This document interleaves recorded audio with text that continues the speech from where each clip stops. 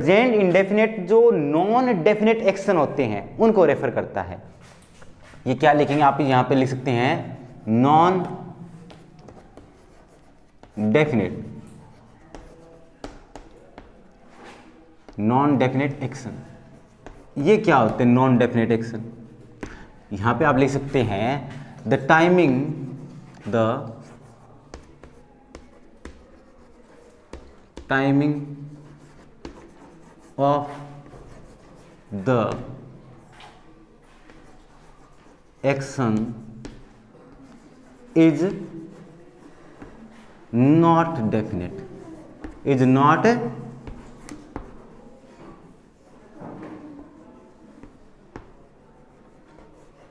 definite। तो indefinite tense वो tense होते हैं जिनकी जो टाइमिंग होती है वो नॉन डेफिनेट होती है, डेफिनेट नहीं होती है।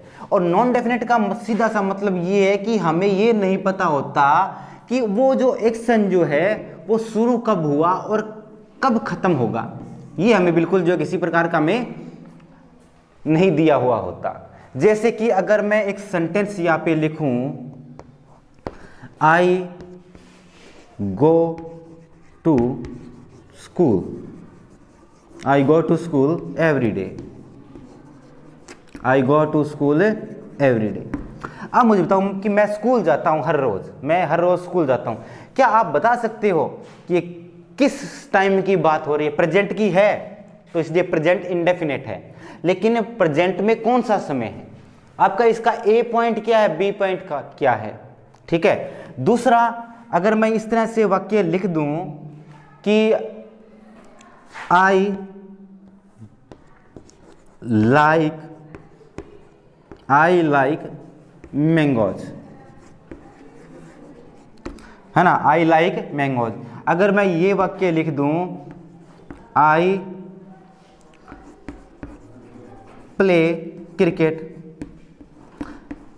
क्या कोई बता पाएगा कि कौन सा समय है? टाइमिंग ऑफ द एक्शन क्या है? कब वो एक्शन शुरू हुआ, कब वो एक्शन खत्म हुआ, कब स्कूल गया, कब नहीं गया? कि आई लाइक मैंगोज, कब मुझे मैंगोज पसंद थे, कब मुझे मैंगो पसंद नहीं थे, कब मुझे क्रिकेट जो है ना क्रिकेट खेलता था, कब मैं नहीं खेलता था। आप क्या बता सकते हो? क्या इसमें कहीं कोई टाइमिंग दी हुई है उसकी स्टार्ट होने की, एक्शन के शुरू होने का? यानी ए पॉइंट कब शुरू हुआ एक्शन, बी पॉइंट कब खत्म हुआ एक्शन। तो इसमें जो है इस प्रकार के जो एक्शन होते हैं इनमें जो हमारा बिगिनिंग यानी शुरू होने का जो समय होता है कि एक्शन कब शुरू हुआ, तो वो हमें क्या होता है नॉट डेफिनेट या नॉन डेफिनेट होता है, डेफिनेट नहीं होता है, वो निश्चित नहीं होता है। तो ऐसे एक्शन क्या है, इनका समय जो है वो निश्चित नहीं होता है। ऐसे एक्शन का समय या ऐसे जो अगर आपको वाक्य दिए हो, अगर आप उसमें ये पाते हो कि उनका समय निश्चित नहीं है तो वो क्या होगा? जिसका समय निश्चित नहीं है तो वो क्या होगा? वो प्रेजेंट इंडेफिनेट या पास्ट प्रेजेंट इंडेफिनेट की कैटेगरी के अंदर आएंगे। ठीक है, तो ये तो इसकी डेफिनेशन थी। आप ये देखिए कि ये टेंस जो है ये कहाँ कहाँ यूज होता है, कहाँ यूज होता है। अगर कहीं पर भी कोई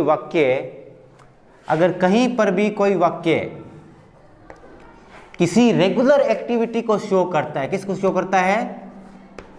रेगुलर एक्टिविटी। अगर कोई वाक्य है रेगुलर एक्टिविटी, यानी ये क्या है? I go to school every day, I like mangoes, ये रेगुलर एक्टिविटी है ना। सो ये I go to school, I play cricket, ये रेगुलर एक्टिविटी है। स्कूल जाता हूँ, हर रोज जाता हूँ मैं स्कूल में, मैं पढ़ता हूँ। ठीक है, तो ये सारी चीजें क्या है? रेगुलर एक्टिविटी है। तो प्रेजेंट इंडेफिनेट ऐसे एक्शन को दर्शाने के लिए, ऐसे एक्शन के लिए यूज होता है जो रेगुलर, हमेशा जो है ना रेगुलर जिनकी हो, रेगुलरिटी हो जिनके अंदर। अच्छा, दूसरा ये टेंस जो है वो कब यूज होता है? Scientific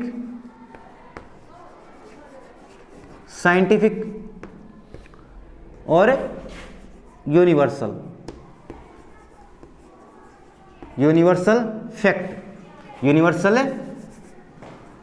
fact. तो ये साइंटिफिक और यूनिवर्सल फैक्ट के लिए भी प्रयोग होता है। देखो इसमें यूनिवर्सल फैक्ट या साइंटिफिक फैक्ट का आपका एक एग्जांपल मैं आपको देता हूं। जिस तरह वाक्य दिया हुआ हो, वाटर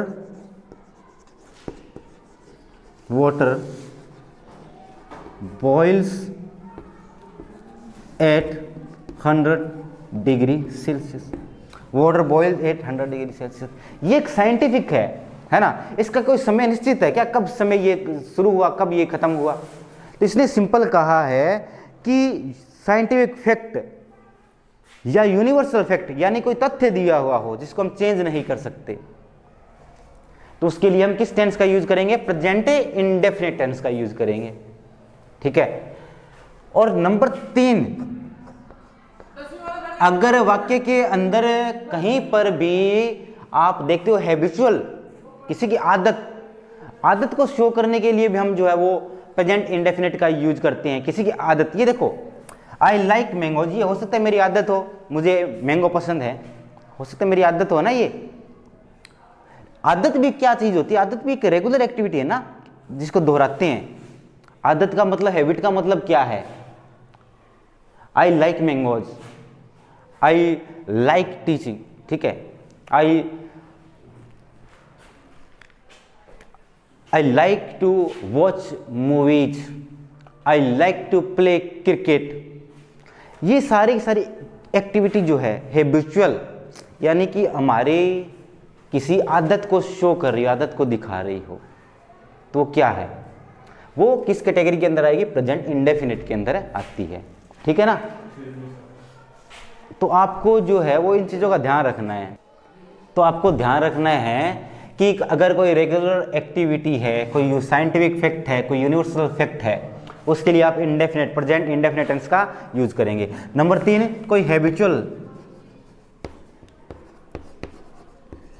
एक्टिविटी है ना, किसी की आदत हो, आदत को रेफर करना हो आपको, तब भी इसका यूज किया जाता है। जैसे कि आई लाइक टू प्ले। देखो ये हो सकता है मेरी आदत हो, लाइक है ना, पसंद है, मुझे खेलना पसंद है, ये हो सकता है मेरी आदत को रेफर कर रही हो। तो ऐसे जो एक्शन होते हैं उसके लिए हम प्रेजेंट इंडेफिनिट टेंस का यूज करते हैं। अब एक विशेष चीज हमने ये देखा कि प्रेजेंट इंडेफिनिट किसे कहते हैं, प्रेजेंट इंडेफिनिट कहाँ कहाँ यूज होता है। ठीक है। अगर किसी को ये नहीं पता कि इनका फॉर्मूला क्या होता है, कि ऑलमोस्ट जो है बच्चों को पता होगा कि फॉर्मूला जो है वो क्या होगा, अगर नहीं भी पता है तो यहाँ पे हम जो है उसका फॉर्मूला जो है वो लिख देते हैं किस तरह से, कि अगर वाक्य जो है वो प्रेजेंट इंडेफिनिट में हो तो अब हमारा जो है ना, किस तरह से हमारा सेंटेंस का स्ट्रक्चर रहेगा। सब्जेक्ट प्लस वर्ब की फर्स्ट फॉर्म प्लस, यानी फर्स्ट फॉर्म का मतलब क्या होता है भाई? Base form. तो हमारी subject plus base form plus object. ठीक है। एक तो हमारा ये फॉर्मूला होता है कि कब, कि अगर वाक्य के अंदर क्या दे रखा हो हमारा, अगर सब्जेक्ट जो है ना, अगर हमारा सब्जेक्ट क्या हो, अगर हमारा सब्जेक्ट आई हो, वी हो, है ना, यू हो, दे हो और प्लूरल नाउन हो, तब हमारा the structure will be this. तो अब हमारा स्ट्रक्चर ये होगा। लेकिन अगर सब्जेक्ट हमारा इनको छोड़कर और क्या हो, अगर हमारा सब्जेक्ट हो ही, सी, इट, एनी नेम और सिंगुलर नाउन, क्या? Singular noun. अगर ये हमारा सब्जेक्ट बनेगा तब हम क्या करेंगे? सब्जेक्ट प्लस वर्ब की फर्स्ट फॉर्म के साथ जो है ना, हम क्या लगाते हैं? एस ई एस, है ना, एस ई एस का यूज करते हैं। यानी कि जो बेस फॉर्म है, यानी जो फॉर्म है उसकी सिंगुलर फॉर्म का यूज करते हैं हम उसकी सिंगुलर फॉर्म का यूज करते हैं। अच्छा, दूसरी चीज इसमें ध्यान रखनी है, हाँ भाई, तो अगर सब्जेक्ट हमारा क्या हो, ही, सी, इट, सिंगुलर अगर हमारा सब्जेक्ट रहेगा तो हमारी वर्ब भी क्या होगी? हमारी वर्ब भी सिंगुलर होगी। ठीक है, प्लस ऑब्जेक्ट। अब कई बार ये होता है भी, देखो अगर आप नाउन के साथ अस लगाते हो तो वो क्या बन जाता है, आपका प्लूरल बन जाता है। लेकिन वर्ब के साथ अगर आप अस लगाते हो तब आपकी वर्ब सिंगुलर बनती है। ठीक है, ये आपको ध्यान रखना होता है कि अगर आपने वर्ब के साथ अस लगाया है ना, तब वो क्या बनेगी तब वो सिंगुलर होगी। ठीक है, और अगर प्लूरल आपने नाउन के साथ अस लगाओगे तब वो नाउन जो है वो प्लूरल बनेगा। ठीक है, तो कई बार ये बच्चे गलती कर देते हैं कि अस लगने से प्लूरल होता है, वो नाउन होता है, वर्ब नहीं होती है। तो ये था हमारा प्रेजेंट इंडेफिनिट आपका टेंस। ठीक है, तो आपको जो है ये पूरी चीजें जो आप अपनी नोट डाउन करेंगे अपनी नोटबुक के अंदर। तो प्रेजेंट इंडेफिनिट कौन सा एक्शन जो है, कौन सा टेंस होता है जिसका हमें जो है वो ये पता नहीं होता कि वो कब शुरू हुआ कब खत्म हो रहा है। ठीक है, जिसका बिगिनिंग पॉइंट और एंडिंग पॉइंट जो है वो क्या हो, नॉन डेफिनेट हो, नॉट डेफिनेट हो। ठीक है, चलिए।